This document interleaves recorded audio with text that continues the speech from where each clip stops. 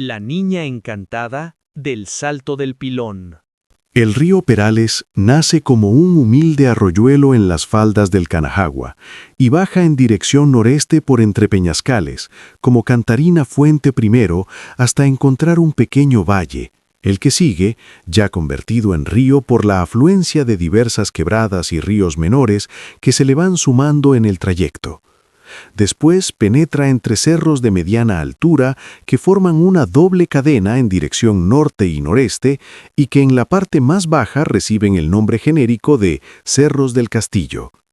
En la parte media de ese estrecho valle recibe las aguas del río Hondo que baja también del Canajagua y un poco más abajo las del río Pedregoso, famoso por formar las más altas cataratas de la provincia de Los Santos, y que ya en este sitio es conocido con el nombre de Río Laja, por correr por un lecho de piedra viva. Así aumentado su caudal, el río Perales, a trechos corre en forma sosegada y tranquila, a trechos en forma rauda y torrentosa, según el declive y la configuración del terreno, y en su descenso forma a veces rápidos y saltos, de los cuales el más famoso es el Salto del Pilón, ya entre las últimas estribaciones de los cerros del Castillo, antes de llegar a las tierras bajas de Perales. Ya sea por lo impresionante del paraje, ya por el estruendo que hacen las aguas al estrellarse contra la roca viva, ya sea porque algo extraordinario pasara allí en tiempos remotos, la leyenda existe, desde época indefinida, de que hay allí un encanto. Y aún hoy, cuando uno pasa cerca de ese sitio, un hálito de misterio y de recelo parece envolverlo a uno, y pocas son las personas que se atreven a bañarse en el charco, profundo y redondo como un pilón, que la fuerza de las aguas ha cavado en la laja viva a través de los siglos. Los indios de la costa habían sido sometidos o se habían refugiado en las montañas para desde allí, en unión de otras tribus, seguir resistiendo al invasor español. Hacía ya tiempo que había muerto Atatara, señor de París, y sus aliados o habían muerto o habían sido vencidos. En los llanos de las Tablas existía ya una pequeña colonia española y una ermita, a la orilla de un arroyuelo cuyo nombre primitivo se perdió en el silencio de los tiempos y que vino a conocerse después con el nombre de Quebrada de la Ermita. De allí salían algunas expediciones de españoles y de indios vasallos a explorar las comarcas hacia el sur y el oeste, hacia las regiones montañosas, siempre en la esperanza de encontrar oro. No hubo quebrada o río que no exploraran. Un día iba don Julián del Río con un grupo de indios explorando el río Perales. Iban río arriba y no habían tenido ningún tropiezo hasta cuando llegaron a un sitio en donde podía oírse ya claramente el ruido de un salto. Aquí los indios se detuvieron y le informaron a su amo que de allí no seguirían más adelante, que ahí cerca había un salto y que era peligroso llegarse hasta él porque era un lugar encantado, en el cual salía un espíritu en la forma de una mujer muy bella, peinándose con un peine de oro, para atraer a los hombres, y que más de un español que se había aventurado a llegar hasta allí, había desaparecido misteriosamente. Don Julián pensó que aquel cuento eran patrañas de los indios, y les increpó, los insultó, pero en vano. No logró que siguieran adelante. Son patrañas, pensaba don Julián. ¿Quién sabe qué rica tumba de indios habrá en estos alrededores y ellos no quieren que sea profanada?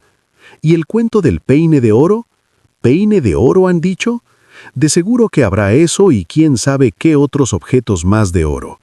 Dejó atrás, pues, a la asustada gente y siguió adelante sin hacer caso de las admoniciones que le hacían. Cuando llegó al sitio en donde estaba el salto, fue sobrecogido por un extraño sentimiento, mezcla de temor supersticioso y de admiración pura y simple. Subió por la orilla izquierda del río hasta llegar a lo más alto de una inmensa barrera de piedra que se levanta transversalmente y cierra el paso al curso natural de la corriente. Contempló el río que se deslizaba por su lecho, casi sin declive, mansamente, hasta encontrar la barrera de piedras inmensas en donde estaba parado. Era evidente que en la estación lluviosa, en las formidables crecidas del río, toda esa muralla era sobrepasada por las turbulentas aguas, y ahí, A sus pies veíanse aquí y allá grietas profundas abiertas en la roca y perforaciones hondas, cilíndricas, hechas en las lajas por las aguas en el curso de siglos o milenios. Mas como era ya fines de diciembre y comienzos de la estación seca, las aguas claras, transparentes como un cristal, al encontrar la barra alta, transversal y maciza de piedras, se desviaban a la derecha para precipitarse por una amplia brecha, mayor y más baja que todas las demás, socavada en la parte más vulnerable de la roca, con un gran estruendo, en un chorro ancho, abundante, raudo y poderoso, que cae a uno como canal profundo, abierto y cavado también en la roca, en donde las aguas forman un hervidero blanco de espumas y agitadas olas y remolinos vertiginosos, para deslizarse al fin, más adelante, con increíble rapidez sobre el lomo liso de la laja viva y caer más abajo aún en un amplio pozo, redondo y profundo, con paredes cortadas a pico y lisas como las de un brocal. Aquí notaba que las aguas se dividían en dos corrientes, una menor que gira alrededor del pozo, silencioso, de aspecto misterioso, superficie relativamente tranquila y color casi negro, y otra rápida, murmurante y espumosa que se va gritando o gimiendo hacia una como laguna espaciosa, en donde se remansan las aguas antes de precipitarse de nuevo en un rápido que queda más abajo y en el cual un ruido de aguas espumosas y agitadas, al romperse contra las piedras que se les oponen, rivaliza con el ensordecedor estruendo incesante y eterno del salto. Allí abajo, bien lejos, se adivinaba el remanso tranquilo, el curso lento y silencioso del río. A los lados, las laderas de la montaña y un follaje sombrío de algarrobos, guayabos de montaña, arinos, caracuchos y madroños de la tierra, que en esta época aparecían blancos como trajes de novia, cubiertos totalmente de florecillas blancas como los azahares. Don Julián, que estaba embebido en la contemplación, deleitosa y solemne a un tiempo mismo de este paraje bello y salvaje, se había olvidado de la superstición de los indios, pero los madroños, blancos como traje de novia, le hicieron recordarla, y un instante después, atónito, mudo de asombro, contempló la más bella y extraordinaria visión del mundo. Sobre el hervidero de las aguas, en la neblina sutil que se levantaba de ellas, enfrente del chorro se dibujaban los colores del iris. De pronto vio surgir una figura esbelta y blanca de mujer.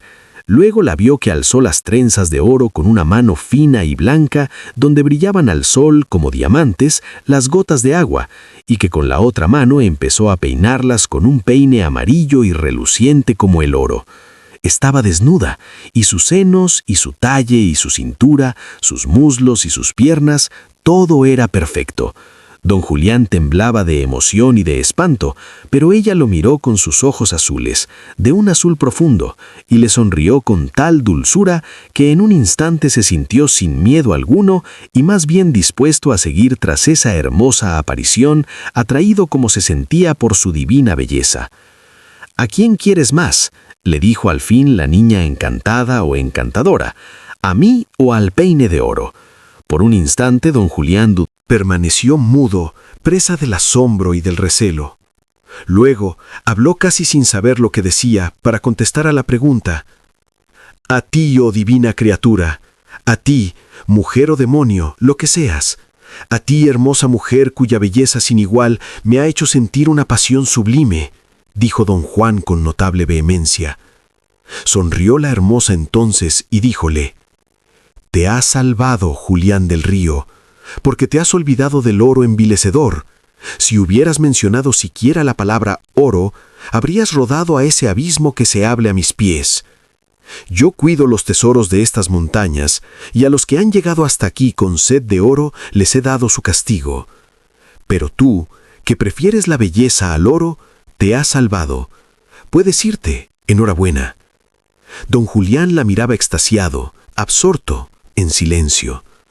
Sintió una ansia infinita de besar esos labios, de acariciar ese cuerpo virginal, blanco, sonrosado y tierno, y sentía que una voluptuosidad nueva, distinta, desconocida, lo envolvía como en sutiles redes.